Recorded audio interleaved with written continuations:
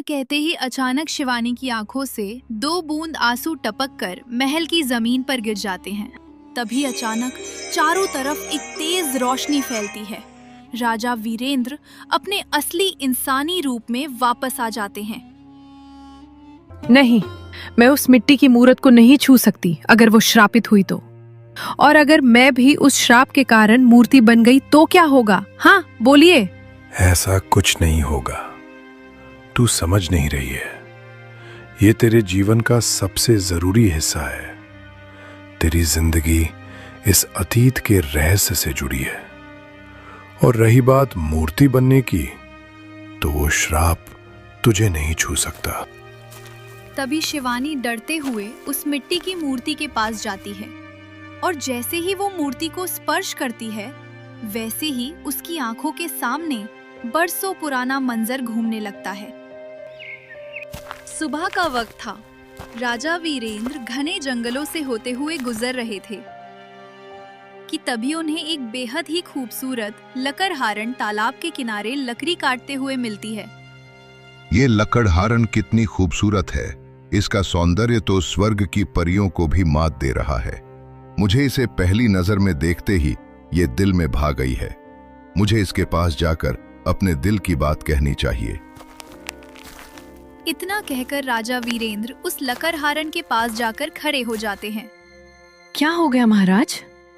आप यहाँ इस घने जंगल में, आपको कुछ चाहिए था क्या? तुम्हें यहाँ इस रूप के साथ ऐसे मेहनत वाले काम नहीं करने चाहिए। तुम्हारा सौंदर्य खराब हो जाएगा। नहीं महाराज, मुझे इन सब कामों की आदत है। अच्छा, मैं चलती हूँ। मुझे इन लकड़ियों को बाजार में भी बेचना है। मैं तुमसे एक बात कहना चाहता हूँ। मैं तुम्हें अपने दिल की रानी बनाना चाहता हूँ। क्या तुम मेरे साथ महल चलने के लिए तैयार हो? महाराज जी, आप ये क्या कह रहे हैं? मैं तो एक मामूली सी लकड़हारन हूँ जो गांव में घर घर जाकर सभी को लकड़ियां बेचती हूँ। फिर भला मैं आपके ऊंचे खानदान के काबिल कहाँ? देखो, मैं इस राज्य का राजा हूँ और मैं जिसके साथ भी अपना रिश्ता जोड़ लेता हूँ वो खुद ब खुद मेरे काबिल हो जाता है। सच में महाराज, आप बातें बहुत अच्छी कर लेते हैं। फिर दोनों प्यार भरी बातें करने लगते हैं। ऐसे ही धीरे धीरे वक्त बीतता है। देखते ही देखते दोनों के बीच गहरा प्रेम हो गया। फिर एक दिन रानी उसी तालाब के किनारे जाकर फूट फूट कर रो रही थी। नहीं, मुझे आज महाराज से अपने बच्चे की बात करनी ही होगी। वो मुझसे विवाह जरूर करेंगे। वो दिल के बहुत अच्छे हैं। कि तभी राजा वहां आते हैं। क्या हो गया? तुम इस तरह फूट फूट कर क्यों रो रही हो? तुम इतनी उदास क्यों हो? महाराज, मैं गर्भवती हूँ। मैं आपके बच्चे की माँ बनने वाली हूँ। आपने अभी तक मुझसे विवाह नहीं किया।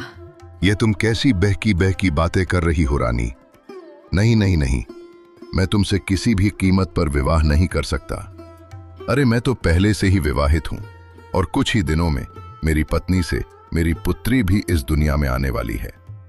मैं राज परिवार की मान मर्यादा खराब नहीं कर सकता। हमारा रिश्ता आज से यही खत्म। महाराज जी, आपने मेरे साथ ऐसा छल क्यों किया? जब आप पहले से विवाहित थे और पिता बनने वाले थे, तो आपने प्यार का झूठा नाटक करके मेरी जिंदगी क्यों बर्बाद की? देखो, मुझे तुम पहली नजर में भा गई थी और बस इसीलिए मुझे तुम पर कुछ समय के लिए आकर्षण हो गया था। लेकिन हमारा सामाजिक रूप से कोई रिश्ता नहीं हो सकता। इतना कहकर राजा वीरेंद्र बेरुखी से जाने लगते हैं। ठहरिए महाराज, आपने एक भोली भाली लड़की की जिंदगी तो बर्बाद की ही है, और उससे भी बढ़कर मेरे इस अजन्मे बेकसूर बच्चे की जिंदगी छीनी है। मैं इस बच्चे को इस जालिम दुनिया में जन्म तो नहीं दे सकती, क्योंकि इसका कोई वजूद नहीं होगा। लेकिन मैं जाते जाते आपको एक तड़पती माँ की बद्दुआ जरूर दूंगी। जैसे आज आप इस मासूम बच्चे को ठुकराए न ठुकराए जा रहे हैं ना, वैसे ही आप अपनी खुद की संतान को मुंह देखने के लिए भी तरस जाएंगे। इतना कहते ही रानी तालाब में छलांग लगा देती हैं। नहीं नहीं, ये नहीं हो सकता। ये तुमने क्या किया रानी? बाहर आओ। रानी, आंखें खोलो। ऐसे ही कुछ दिन बीतते हैं। और राजमहल में महारानी अत्यंत पीड़ा में चली जाती है। तभी अचानक चारों तरफ काले बादल छाने लगते हैं और वही साधु आते हैं। महाराज, सर्वनाश होने वाला है आपका। आपकी पुत्री जैसे ही इस महल में, इस दुनिया में आएगी, आपकी कुंडली बता रही है कि ये पूरा महल बिखर जाएगा। तो अब हम क्या करें गुरुजी? क्योंकि मैंने जो अपराध किया है, क्या उसकी सजा मेरी मासूम औलाद को मिलेगी? मैंने उस लकड़हारन के साथ बहुत गलत किया है। मुझे जीने का कोई अधिकार भी नहीं, लेकिन अब मैं अपनी औलाद को भी नहीं खोना चाहता हूं। इसका तो बस एक ही उपाय है। आपको अपनी पुत्री को जन्म लेते ही इस महल से पूरे 20 वर्षों तक कहीं बहुत दूर रखना होगा। अब आपकी पुत्री 20 वर्ष की हो जाएगी और उसके आंसू जैसे ही आपके इस महल पर गिरेंगे, तभी इस महल पर लगा एक तड़पती मां का श्राप खत्म होगा। ठीक है, मैं जानता हूं कि मेरी पुत्री को सुरक्षित कौन पाल सकता है। सैनिकों, जाओ, जल्दी से हमारे खास सेवक गजेंद्र को बुला कर लाओ। सैनिक तुरंत गजेंद्र को बुलाकर लाते हैं। बधाई हो महाराज, आपको पुत्री हुई है। अभी अभी दासी ने मुझे बताया है, पर साथ ही ये भी बोला है कि महारानी की हालत बहुत गंभीर है। मैं आपको यही बताने आया हूँ। महारानी की गंभीर हालत की बात सुनकर राजा के होश उड़ जाते हैं। गजेंद्र, मैंने तुम्हें एक बेहद खास और गुप्त समस्या के लिए यहाँ बुलाया है। आज से तुम मेरी बेटी शिवानी को अपने साथ ले जाओगे और उसकी परवरिश तुम करोगे। पूरे 21 वर्ष होने तक उसको भूल कर भी ये मत बताना कि वो मेरी बेटी और इस राज्य की राजकुमारी है। जी महाराज, जैसी आपकी आज्ञा। गजेंद्र के इतना कहते ही अचानक पूरे महल में तेज काला धुआं फैल गया। देखते ही देखते महाराज का पूरा शरीर मिट्टी की मूरत में बदल गया और पूरा चमचमाता महल खंडहर जैसा होने लगा। ये क्या हो रहा है गुरुजी? महाराज को क्या हो गया? वो पत्थर की मूर्ति कैसे बन गए? और ये महल अचानक खंडहर कैसे बन गया? क्या कोई जीवित भी है? गजेंद्र, जल्दी से इस बच्ची को लेकर यहां से चले जाओ और ध्यान रहे 20 वर्ष पूरे होने तक उसे इस जंगल की तरफ कभी मत आने दें।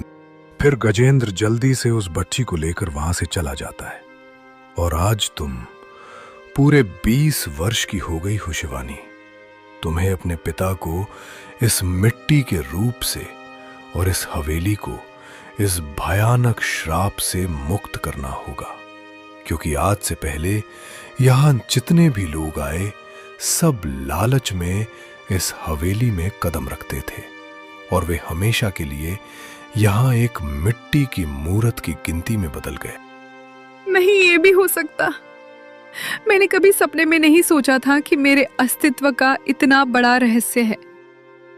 मेरे असली पिताजी, मेरा राजमहल, सब इतने बड़े श्राप से ग्रसित है। अगर मुझसे हो सके तो मैं अपने पिता को इस भयानक तकलीफ से जरूर मुक्त करना चाहूंगी। इतना कहते ही अचानक शिवानी की आंखों से 2 बूंद आंसू टपक कर महल की जमीन पर गिर जाते हैं। तभी अचानक चारों तरफ एक तेज रोशनी फैलती है। राजा वीरेंद्र अपने असली इंसानी रूप में वापस आ जाते हैं और साथ ही पूरा खंडहर महल फिर से पहले की तरह सोने की तरह चमकने लगता है। मेरी बेटी शिवानी मेरे पास वापस आ गई। महाराज, पूरे 21 वर्षों के लंबे इंतजार के बाद आखिरकार आप और ये पूरा महल फिर से जाग उठा। पिताजी, आपने अतीत में उस बेकसूर रानी के साथ जो किया वो बहुत गलत किया। मैं अपनी गलती जानता हूं बेटी, इसलिए मैं अब इस पवित्र राज्य के सिंहासन के योग्य नहीं हूं।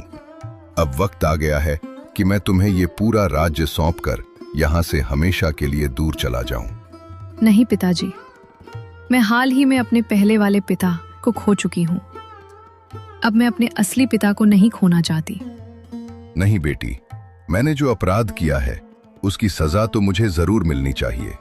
गुरुजी, आप मेरी बेटी का ध्यान रखना और इस पूरे राज्य का भी सैनी को आज से पूरे राज्य में जाकर घोषणा करवा दो कि ये मेरी पुत्री शिवानी है और यही इस राज्य की नई महारानी है। इतना कहते ही राजा वीरेंद्र पश्चाताप करने के लिए वहां से हमेशा के लिए हिमालय की तरफ चले जाते हैं। उस दिन से शिवानी उस राज्य की महारानी बन जाती है और जैसे ही ये बात सबको पता चलती है, सभी गांव वाले महल में आकर शिवानी से अपने पुराने बर्ताव के लिए माफी मांगने लगते हैं। धन्यवाद दोस्तों, फिर मिलेंगे अगली वीडियो में। तब तक हमारी वीडियो को लाइक, शेयर और सब्सक्राइब कर दें।